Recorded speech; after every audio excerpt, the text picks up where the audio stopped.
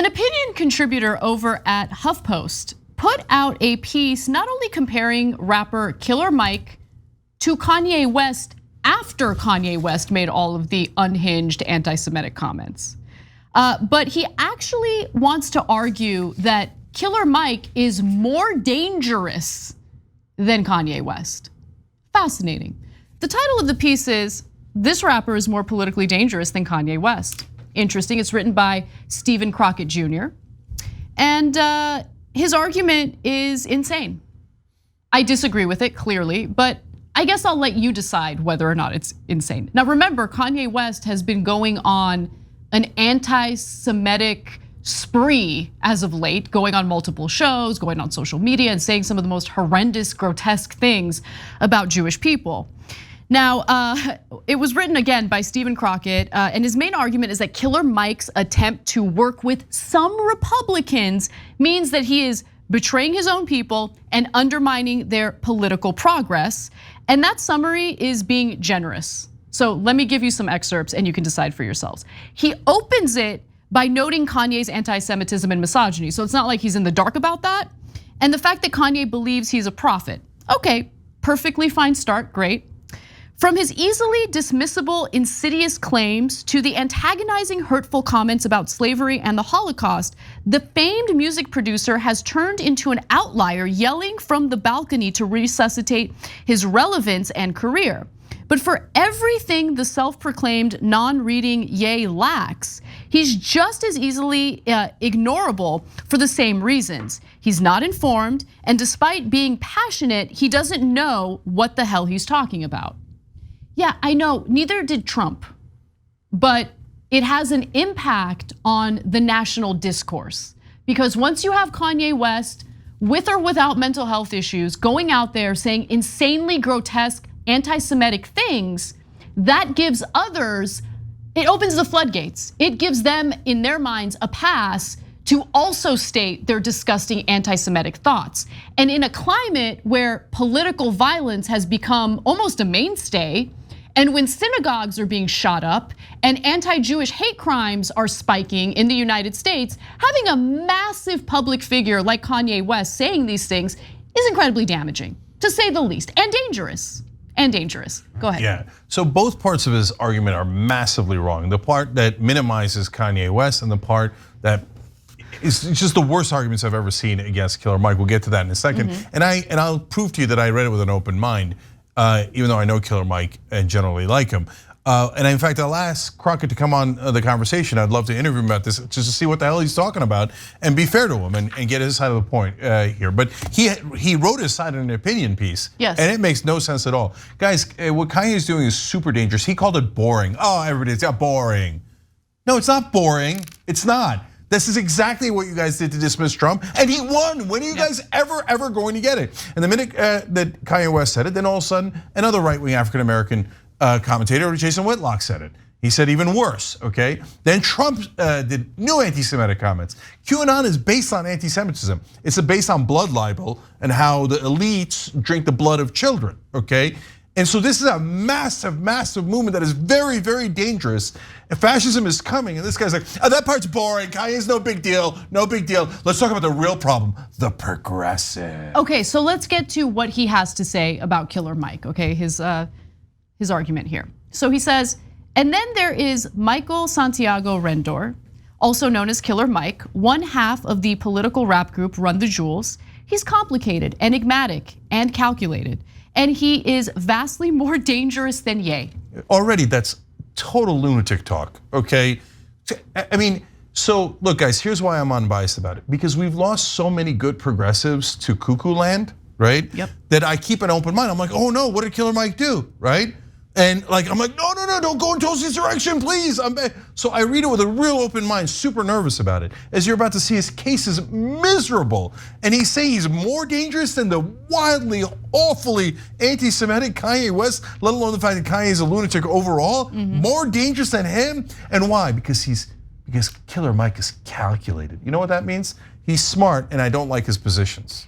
Okay, so I think it's really important to differentiate between looking at the opposing party's political strategy and noting whether or not their political strategy is effective, that is very different from looking at their proposed policies and supporting those policies. Now, Killer Mike in no way has supported the right wing's policies. However, in some cases, he noted the effective political campaigning and strategy, and that has upset Mr. Crockett quite a bit.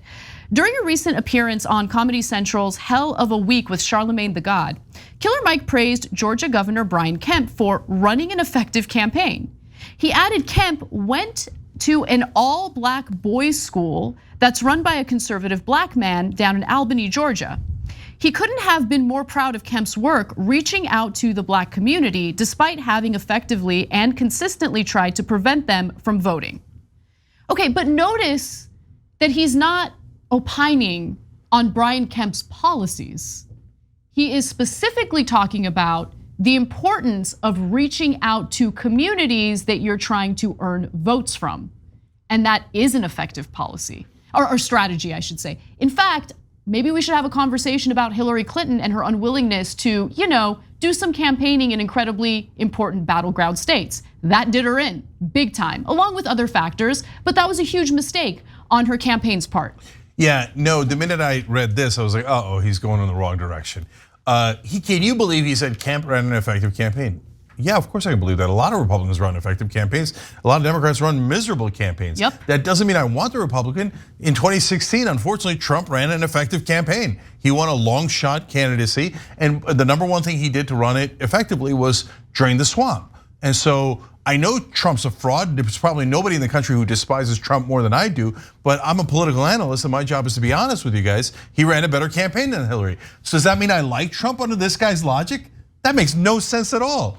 Then that tells me you're trying to find a way to criticize Killer Mike for no reason, and then he continues that the rest of the piece. There is nothing more toxic to the Democratic Party and honestly to our democracy than these, I don't know, these people who really want their head in the sand.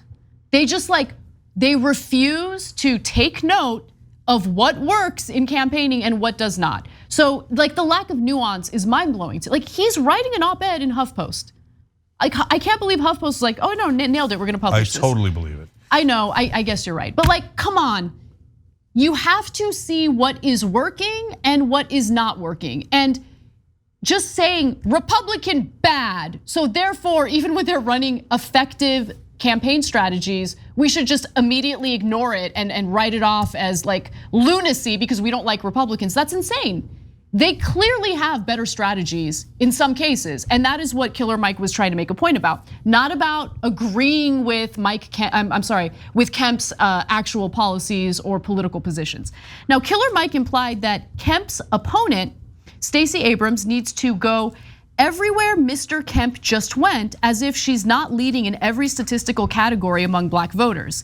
He doesn't seem to understand that Abrams is of the black community. She doesn't need to visit the community she's a part of. That is the worst advice. I hope that he's not ever pursuing a career as a political consultant. No, but if he is, he'd get rich because that's exactly the kind of idiotic thing that Democratic consultants say. Okay, so this is the idea of identity politics. She's black, so she doesn't need to address black people. Yeah, wrong. That's no. Totally by the way, wrong. It's not. To be fair to Stacey Abrams, we're not making a comment on Stacey Abrams' campaign. I don't know the details of it, but I'm sure she addressed black Americans in Georgia plenty, right? But the idea that he says she doesn't even need to address the black community because she is black. No, of course she still needs to address the black community. Ben Carson's black. Okay, that doesn't mean I don't need you to address the black community. Kanye's black. It doesn't mean he doesn't need to address the black community. Okay, that's it. Just hey, we checked off the box. Identity politics. So now we can run a neoliberal who's going to actually be terrible towards the black community and all the Democratic voters. That's the general idea that he's supporting. Yeah. Even though he might be wrong about Stacey Abrams, ironically, Crockett, right? That Stacey Abrams is somewhere in the middle between a progressive and an establishment candidate. Yes. So I just want to finish that graphic because he continues to write in that excerpt. So she doesn't need to visit the community she's part of. What he has done here is what makes him so dangerous. He's positioning himself as a black voice of reason instead of a shill for the Republican Party. I can't imagine anyone looking at Killer Mike and thinking to themselves, shill for the Republican Party.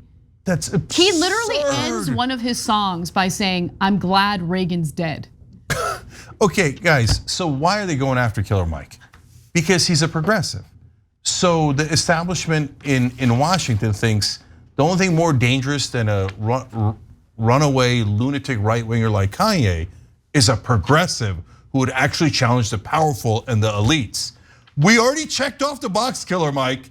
We don't actually have to do anything for black people. And now you're trying to make us do things for black people? It's amazing. Okay, he says him meeting with Kemp is like Papa Smurf meeting with Gargamel. Okay, but wait, you don't, we talked about this 1,000 times when Dick Cheney said we don't talk to evil and that's why he didn't negotiate with Iran, right? No, you negotiate with your opponents, you don't negotiate with your allies. And so would I meet with Louis Gohmert, even though he's a lunatic, right? Well, if I agree with him, he's against the war or he's for a constitutional convention, yeah, I'd meet with him, why not, right? And I'm trying to get him to our side, not go to their side. Interestingly enough, this reminds me a lot of what actually used to be far more representative of the Republican Party, this notion of we don't negotiate with terrorists. Yeah. And the left at that time was like, we want diplomacy, we don't want war, right? And I know it's comparing apples and oranges a little bit, but in this case, it's this idea that like, no, we're super polarized and we should stay super polarized. You know, where literally nothing ever gets done because we can never look at the other party in a nuanced way and take note of what they might be doing effectively, take lessons from that and implement it in our own campaign strategies, right, in the Democratic Party to win elections. And by the way, like, he's losing his mind calling Killer Mike a shill for the Republican Party. And remember, this is a comparative analysis with Kanye West. Kanye West, who's going around town talking about how he loves Trump, wanted to vote for Trump, wearing a White Lives Matter t-shirt at a Paris fashion show. Like, you don't think he's now serving as a shill for the Republican Party? What? So then he said, and wait till you get a load of what he did with Herschel Walker. And I hadn't seen Killer Mike's interview with Herschel Walker. So I was like, oh my God, what did he do, right? Because I'm worried, because there's a whole fake left. And guys, here's our credibility. No one fights the fake left more than we do. We literally coined the term fake left. Tulsi Gabbard, Jimmy Dore, Glenn Greenwald, etc. So we're definitely looking out for fake left, right? So I'm like, okay, what did he do with Herschel Walker? He said he talked to Herschel Walker and Walker had, quote, one of his most fluid interviews. Nothing else, that's all he said. So Walker didn't drool during the interview and that's Killer Mike's fault? Are you kidding me? Like, he had no evidence that Killer Mike agreed with Herschel Walker, helped Herschel Walker, it did anything for Herschel Walker. But Herschel Walker didn't drool and fall on his face in the middle of the interview. Killer Mike's guilty, goddamn progressives, get back in line, obey. Okay? Insane. So I don't know what this Crockett guy calls himself because a lot of them have fake names too. He might come out and go, oh no, I'm actually a progressive. Sure, buddy, whatever the hell, whatever gets you through the night, okay? No, this is a weird, giant attack on one of the strongest, smartest progressive voices in the country, trying to equate him to the fake left in a total smear job. And if you remember, Killer Mike was also attacked during Nina Turner's run. Yes. Where the establishment said he called Jim Clyburn dumb for not getting Biden to fight for voting rights, which he was 100% right about. Yeah. Killer Mike was so smart about that, they're like calculated, okay? And they're like, so now and he dared to criticize Jim Clyburn. We hate Killer Mike. And now here they are attacking him out of nowhere. By the way, how's that voting rights bill working out for you? Oh, who was right and who was wrong? Yeah. Killer Mike was 100% right. Yeah. And trust me, if he goes any way towards helping Republicans in a wrong way, we'll be the first to call him out. 100%, absolutely. But yeah, I mean, if you can't cite how Killer Mike is actually helping the Republican Party policy-wise, and you're just upset that he's taken note with effective campaign strategy, just look at your life, look at your choices. You gotta recalibrate a little. He's probably trying to get a job with the New York Times. Well, probably mission accomplished soon. We'll see. Thanks for watching The Young Turks. Really appreciate it. Another way to show support is through YouTube memberships. You'll get to interact with us more. There's live chat emojis, badges. You've got emojis of me, Anna, John, JR. So those are super fun. But you also get playback of our exclusive member-only shows and specials right after they air. So all of that, all you gotta do is click that join button right underneath the video. Thank you.